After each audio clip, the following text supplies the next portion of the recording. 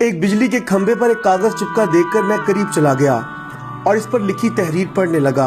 लिखा था, बराहे करम जरूर पढ़ें। इस रास्ते पर कल मेरा 50 रुपए का नोट खो गया है। मुझे ठीक से दिखाई नहीं देता, जिसे भी मिले बराहे करम पहुंचा दे, नवाजिश होगी। एड्रेस।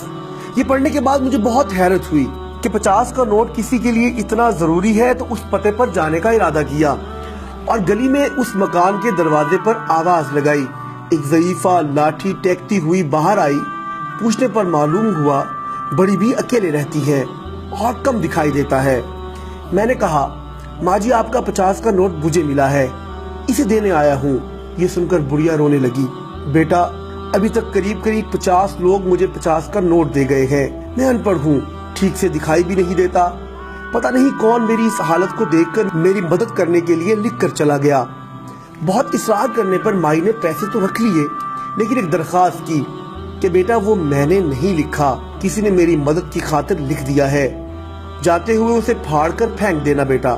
मैंने हाँ कहकर टाल तो दिया, लेकिन मेरे ज़मीर ने मुझे सोचने पर मजबूर कर दिया कि इन सभी लोगों से बुढ़िया ने वो कागज फाड़ने के लिए कहा होगा, मगर किसी ने नहीं फाड़ा। जिंदगी में हम कितने सही हैं, कितने गलत, ये सिर्फ दो ही जानते हैं, एक अल्लाह ताला, दूसरा हमारा ज़मीर। मेरा दिल उस शख्स के बारे में सोचने पर मजबूर हो गया कि वो शख्स कितना मुखलिस होगा जिसने बुढ़िया की मदद का ये तरीका इजाद किया। जरूरतमंदों की इमदाद के कई तरीके हैं। मैंने उस शख्स को दिल से दुआएं दी। सिर्फ मदद करने की नीयत होनी चाहिए। रास्ता और रहनुमाई अल्लाह सुब्हानहू व तआला की तरफ से हो जाती है।